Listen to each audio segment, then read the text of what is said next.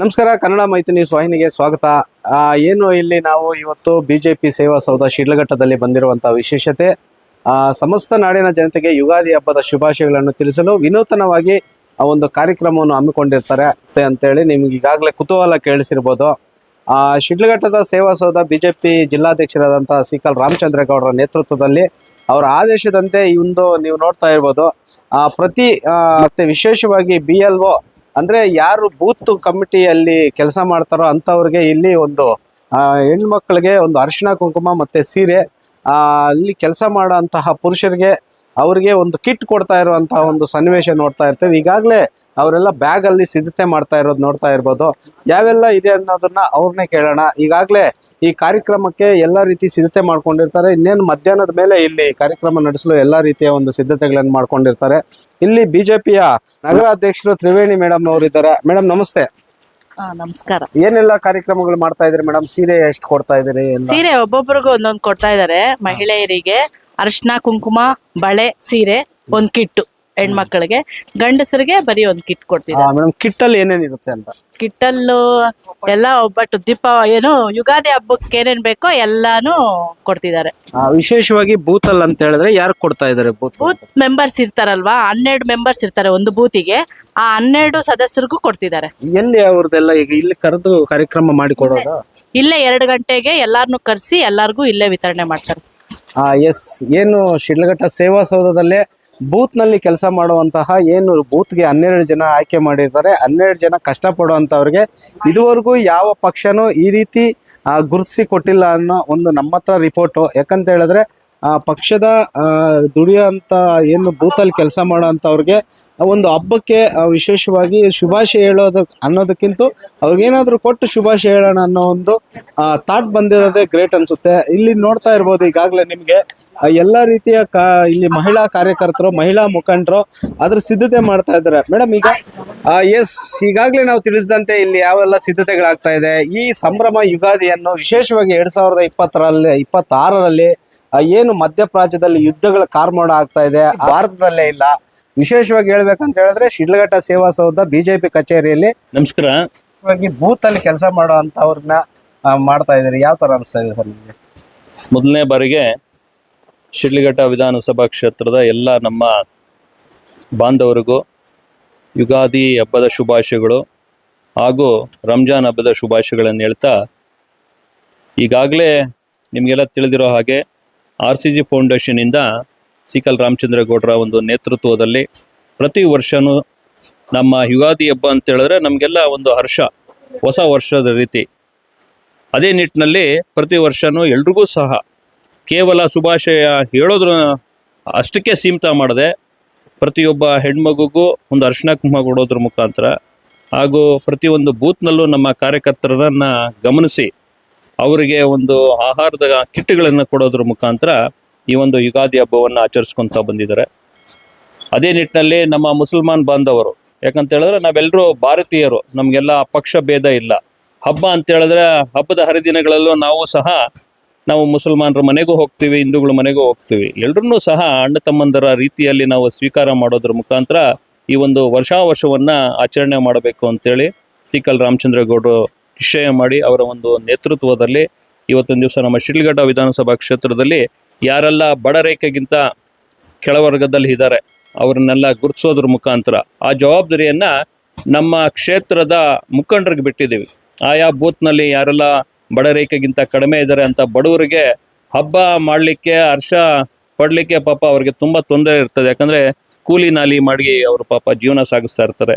ಅಂಥವ್ರಿಗೆ ನಮ್ಮ ಮುಖಂಡರ ಮುಖಾಂತರ ಈ ಒಂದು ಆಹಾರದ ಕಿಟ್ಗಳನ್ನ ಕೊಡೋದ್ರ ಮುಖಾಂತರ ಹಾಗೂ ಆ ಮನೆ ಹೆಣ್ಮಗುಗೆ ಒಂದು ಅರಿಶಿನ ಕುಂಕುಮ, ಒಂದು ಸೀರೆ ಕೊಡೋದ್ರ ಮುಖಾಂತರ ಇವತ್ತೊಂದು ದಿವಸ ಅವರ ಒಂದು ಜೊತೆಗೆ ನಾವು ಸಹ ಇದ್ದೀವಿ ಅನ್ನೋದು ಹಾಗೂ ಅವ್ರ ಜೊತೆಗೆ ನಾವು ಸಹ ಹಬ್ಬವನ್ನು ಆಚರಣೆ ಮಾಡಬೇಕು ಅನ್ನೋ ಒಂದು ನಿಟ್ಟಿನಲ್ಲಿ ಇವತ್ತೊಂದು ದಿವಸ ನಾವು ಈ ಒಂದು ಕೆಲಸವನ್ನು ಮಾಡ್ತಾ ಇದ್ದೀವಿ.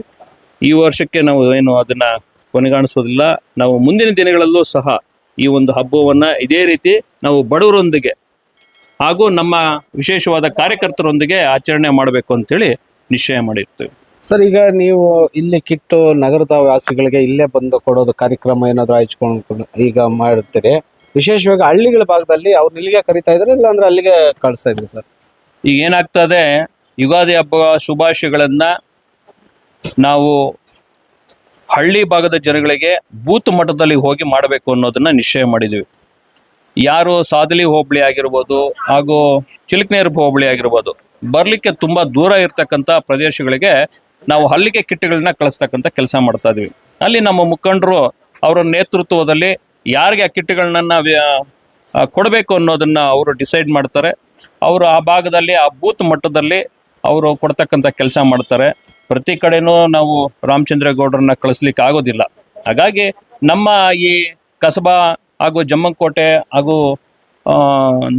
ಟೌನಲ್ಲಿ ಇರ್ತಕ್ಕಂಥವ್ರನ್ನ ಕೇಳಿದಾಗ, ಇಲ್ಲ ನಾವು ಸೇವಾ ಸೌಧ ಹತ್ರನೇ ಬರ್ತೀವಿ, ರಾಮಚಂದ್ರೇಗೌಡರ ಸಮ್ಮುಖದಲ್ಲೇ ಆ ಕಿಟ್ಗಳನ್ನ ಕೊಡ್ತಕ್ಕಂಥ ಕೆಲಸವನ್ನ ಮಾಡ್ತೀವಿ ಅಂತ ಹೇಳಿದ್ರು.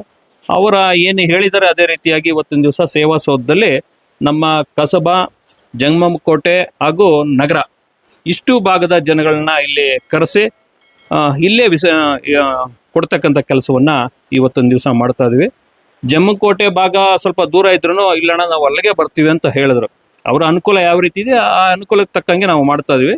ಕೇವಲ ಚಿಲಕನೇರಪು ಸಾದಲಿ ಹೋಬಳಿಗೆ ಸಂಬಂಧಪಟ್ಟಾಗೆ ಅವರಿಗೆ ಅಲ್ಲಿಗೆ ಕಿಟ್ಗಳನ್ನ ಕಳಿಸ್ತಕ್ಕಂಥ ಕೆಲಸವನ್ನ ಮಾಡ್ತಾ ಇದ್ರು. ಸರ್, ಈಗ ನಮಗೆ ಏನು ಸಿಗುತ್ತೆ ಅನ್ನೋದು ಒಂದು ಕುತೂಹಲ ಇದೆ ನಮ್ಮ ಕನ್ನಡ ಮೈತ್ರಿ ನ್ಯೂಸ್ ಪ್ರೇಕ್ಷಕರಿಗೆ. ಆ ಕಿಟ್ಟಲ್ಲಿ ಏನೇನಿದೆ ಅಂತ ಒಂಚೂರು ನಮ್ಗೆ ಡಿಸ್ಕ್ಲೋಸ್ ಮಾಡಿದ್ರೆ ಒಳ್ಳೇದು ಅನ್ಸುತ್ತೆ ಸರ್.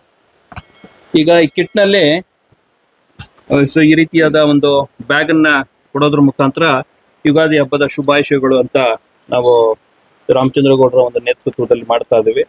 ಇನ್ನು ಆಬ್ವಿಯಸ್ಲಿ ನಮ್ಮ ವಿಶ್ವನಾಯಕರಾಗಿರ್ತಕ್ಕಂಥ ನರೇಂದ್ರ ಮೋದಿ ಅವರ ಒಂದು ಆಶೀರ್ವಾದ ಇರಬೇಕು, ಅವ್ರದ್ದು ಒಂದು ಫೋಟೋ ಇರ್ತದೆ. ಹಾಗೂ ನಮ್ಮ ಜೀವನಾಳಿ ಸಿಂಬಲ್ ನಮ್ಮ ಜೀವ ಕಮಲ, ಸೊ ಆ ಕಮಲದ ಗುರುತಿರ್ತದೆ. ಅದರಲ್ಲಿ ಏನು ಮಾಡ್ತಾ ಇದೀವಿ, ನಾವೊಂದು ಹೆಣ್ಮಕ್ಳಿಗೆ ಇಷ್ಟವಾಗಿರ್ತಕ್ಕಂಥ ಅರಿಶಿಣ ಕುಂಕುಮ ಅಂತ ಹೇಳಿದ್ರೆ ಅವರು ಬಳೆಯ ಸಮೇತ ಒಂದು ಅರಿಶಿಣ ಕುಂಕುಮನ್ನ ಕೊಡೋದ್ರ ಮುಖಾಂತರ ಒಂದು ಸೀರೆಯನ್ನು ಕೊಡ್ತಕ್ಕಂಥ ಕೆಲಸವನ್ನ ನಾವು ಮಾಡ್ತಾ ಇದ್ವಿ. ಈ ಮುಖಾಂತರ ನಾವು ಹೆಣ್ಣು ಮಕ್ಕಳಿಗೆ ವಿಶೇಷವಾಗಿ, ಯಾಕಂತ ಹೇಳಿದ್ರೆ ಹಬ್ಬ ಅಂತ ಹೇಳಿದ್ರೆ ಅವರಿಗೆ ಒಂದು ಸಡಗರ, ಕೆಲವರಿಗೆ ಪಾಪ ಹೊಸ ಬಟ್ಟೆ ತಗೊಳ್ಲಿಕ್ಕೂ ತುಂಬ ಕಷ್ಟ ಇರ್ತದೆ. ಹಾಗಾಗಿ ಈ ಹಬ್ಬವನ್ನ ಬಡವರೊತ್ತಿಗೆ, ಯಾಕಂತ ಹೇಳಿದ್ರೆ ನರೇಂದ್ರ ಮೋದಿ ಅವರು ದೀಪಾವಳಿನ ಯಾವತ್ತೂ ಸಹ ಅವರು ದೊಡ್ಡ ದೊಡ್ಡ ನಾಯಕರ ಜೊತೆ ಅವರು ಆಚರಣೆ ಮಾಡೋದಿಲ್ಲ. ದೇಶವನ್ನು ಕಾಯ್ತಕ್ಕಂಥ ಸೈನಿಕರೊಂದಿಗೆ ಗಡಿ ಭಾಗದಲ್ಲಿ ಹೋಗ್ಬಿಟ್ಟು ಅವರು ಒಂದು ದೀಪಾವಳಿಯನ್ನು ಆಚರಣೆ ಮಾಡ್ತಕ್ಕಂಥ ಪ್ರತೀತಿ ಇದೆ. ಅದೇ ರೀತಿಯಾಗಿ ಇಲ್ಲಿ ಅಷ್ಟೇ ನಮ್ಮ ಸಿಕಲ್ ರಾಮಚಂದ್ರೇಗೌಡರು ಬಡವರೊಟ್ಟಿಗೆ ನಾವು ದೀಪಾವಳಿಯನ್ನ ಆಚರಣೆ ಮಾಡಬೇಕು, ಅದೇ ರೀತಿಯಾಗಿ ಯುಗಾದಿ ಹಬ್ಬ, ಹೊಸ ವರ್ಷ ಅವ್ರ ಜೊತೆ ಆಚರಣೆ ಮಾಡಬೇಕು ಅಂತೇಳಿ ಇವತ್ತೊಂದು ದಿವಸ ಈ ಒಂದು ಕೆಲಸಕ್ಕೆ ಕೈ ಹಾಕಿದ್ದಾರೆ. ಪ್ರತಿ ವರ್ಷನೂ ಈ ಥರದ ಒಂದು ಸಡಗರವನ್ನು ಜನಗಳೊಟ್ಟಿಗೆ ಆಚರಣೆ ಮಾಡೋ ನಿಟ್ಟಿನಲ್ಲಿ ಮಾಡ್ಕೊಳ್ತಾ ಬಂದಿದ್ದಾರೆ. ಅದು ಮುಂದುವರೆದ ಭಾಗವಾಗಿ ಈ ವರ್ಷನೂ ಸಹ ನಾವು ಮಾಡ್ತಾ ಇದ್ದೀವಿ. ಸರ್, ಈಗ ಕಳೆದ ಸಲ ಮುಸ್ಲಿಂ ಬಾಂಧವರಿಗೆ ಏನು ತೀರಾ ಬಡ ಕುಟುಂಬಗಳಿಗೆ ನೀವು ಇಲ್ಲಿ ಕಿಟ್ ಕೊಟ್ಟಿರ್ತೀರಿ, ದಿನಸಿ ಕಿಟ್ ಕೊಟ್ಟಿರ್ತೀರಿ, ತುಂಬ ಚೆನ್ನಾಗೂ ಇರುತ್ತೆ. ಈಗ ಇಲ್ಲಿ ಯುಗಾದಿ ಅಂತ ಹೇಳಿದ್ರೆ ಹಿಂದೂಗಳ ಹಬ್ಬ. ಹಿಂದೂಗಳು ಈಗ ನಿಮ್ಗೆ ಕೇಳ್ಬೋದು, ಸರ್ ನಮಗೂ ಬೇಕಾಗುತ್ತೆ ಅಂತ ಹೇಳ್ತಾರೆ. ಯಾರಾದ್ರೂ ಆ ಥರ ಬಂದಿದ್ರೆ ಸರ್? ಇಲ್ಲ, ಈಗ ನಾವು ಪಾಪ ನಮಗೆ ಏನು ಕೊಡು ಅಂತೇಳಿ ಯಾರೂ ನಮ್ಮ ಹತ್ರ ಡಿಮ್ಯಾಂಡ್ ಮಾಡಿಲ್ಲ. ಈಗ ನಮ್ಗೆ ಅರ್ಥ ಆಗುತ್ತೆ, ಯಾಕಂತ ಹೇಳಿದ್ರೆ ದಿನ ಬೆಳಗಾದ್ರೆ ನಾವು ಜನಗಳೊಟ್ಟಿಗೆ ಇರ್ತೇವೆ, ಪ್ರತಿ ಹಳ್ಳಿನೂ ಸುತ್ತುತ್ತಾ ಇರ್ತೀವಿ. ಆ ಹಳ್ಳಿ ಭಾಗದಲ್ಲಿ ಹೋದಾಗ, ಅದೇ ರೀತಿಯಲ್ಲಿ ನಗರ ಭಾಗದಲ್ಲಿ ಒಳಗಡೆ ಹೋದಾಗ ಇವತ್ತಿಗೂ ಸಹ ಒಂದು ಹೊತ್ತು ಊಟಗೂ ಸಹ ಕಷ್ಟಪಡ್ತಕ್ಕಂಥ ಜನಗಳಿದ್ದಾರೆ. ಕೂಲಿ ಮಾಡಿದ್ರೆ ಹೊರತು ಅವ್ರಿಗೆ ಜೀವನ ಸಾಗಿಸ್ಲಿಕ್ಕೆ ಆಗೋದಿಲ್ಲ. ಯಾರೂ ಸಹ ನಮಗೆ ಬಂದು ಈ ಥರದ್ದು ಕೊಡಿ ಅಂತ ಯಾರೂ ನಮಗೆ ಕೇಳಿಲ್ಲ.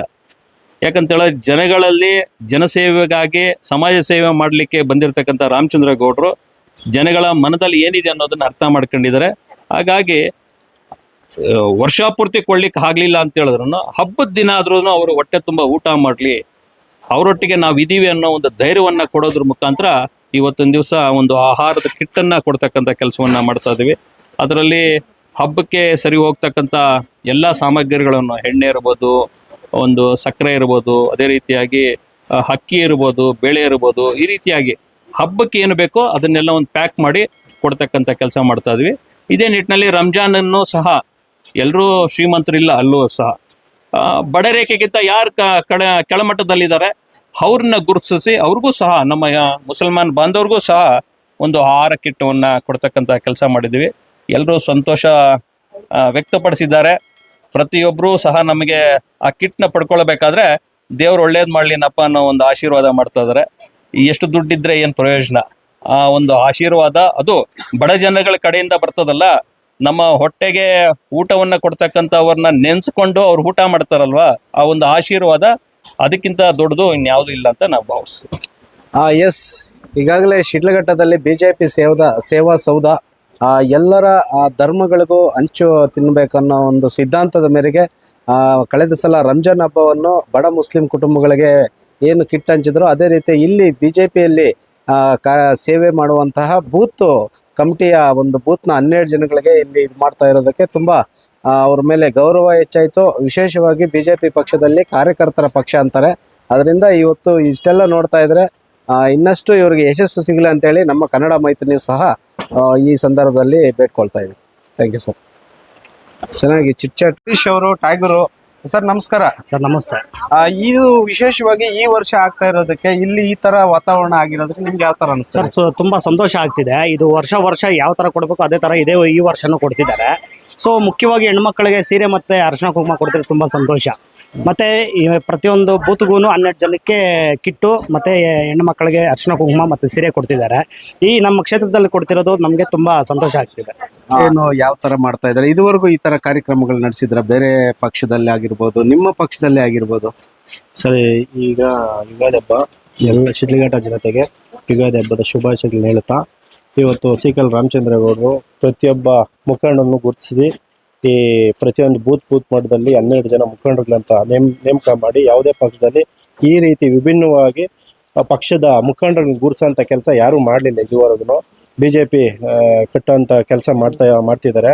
ಅವರು ಮುಂದಿನ ದಿನಗಳಲ್ಲಿ ರಾಜಣ್ಣವ್ರು ಆಗ್ಬೋದು, ಸಿಕಲ್ ರಾಮಚಂದ್ರೇಗೌಡರು ಆಗ್ಬೋದು, ಆನಂದ್ ಗೌಡರ ನೇತೃತ್ವದಲ್ಲಿ ಈ ಮುಂದಿನ ದಿನಗಳಲ್ಲಿ ಬಿಜೆಪಿ ಶಿಡ್ಲಘಟ್ಟ ಕ್ಷೇತ್ರದಲ್ಲಿ ಆಳಿಸುವಂಥ ಕೆಲಸ ಮಾಡ್ತಿದೆ. ಖುಷಿ ವಿಚಾರ.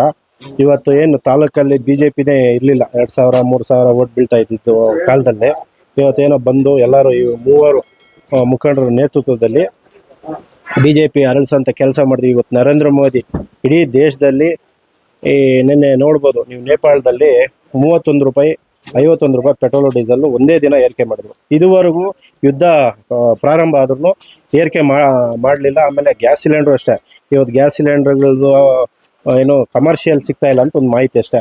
ಇನ್ನು ಇದು ಮನೆ ಬಳಕೆದು ಯಾವುದೇ ಥರ ತೊಂದರೆ ಇಲ್ಲ. ಪೆಟ್ರೋಲ್ದು ಡೀಸೆಲ್ದು ಅಷ್ಟೇ ಯಾವುದೇ ಥರ ತೊಂದರೆ ಇಲ್ಲ. ಇವತ್ತು ದೇಶದಲ್ಲಿ ಆಗ್ಬೋದು ನರೇಂದ್ರ ಮೋದಿ ಅವರ ನೇತೃತ್ವದಲ್ಲಿ ಬಲಿಷ್ಠವಾಗಿದೆ. ಇಡೀ ವಿಶ್ವಕ್ಕೆ ಮಾದರಿ ನರೇಂದ್ರ ಮೋದಿ ಅವರು. ಈ ನರೇಂದ್ರ ಮೋದಿ ಅವರ ನಾಯಕತ್ವದಲ್ಲಿ ಮುಂದಿನ ಬಾರಿ ಇಡೀ ಇತಿಹಾಸದಲ್ಲಿ ಶಿಡ್ಲಘಟ್ಟದಲ್ಲಿ ಬಿಜೆಪಿ ಪಕ್ಷ, ನಮಗೆ ಒಂದೇ ಆಸೆ, ಇಲ್ಲಿ ಬಿಜೆಪಿ ಪಕ್ಷ ಅರಳಬೇಕು, ಕಮಲ ಅರಳಬೇಕು. ಅದೊಂದು ಕನಸು ಕಟ್ಕೊಂಡು ನಾವು ಇದೆಲ್ಲ ಮಾಡ್ತಾ ಇದ್ದಾರೆ ಯಾರು ರಾಮಚಂದ್ರೇಗೌಡರು. ಅವ್ರಿಗೆ ಒಳ್ಳೇದಾಗ್ಲಿ, ಮುಂದಿನ ದಿನಗಳಲ್ಲಿ ಶಿಡ್ಲಘಟ್ಟ ಕ್ಷೇತ್ರದ ಒಳ್ಳೆ ಉನ್ನತ ಸ್ಥಾನಕ್ಕೆ ಹೋಗ್ಲಿ ಅನ್ನೋ ನಾವು ಬಯಸ್ತಾ ಇದ್ದೀವಿ.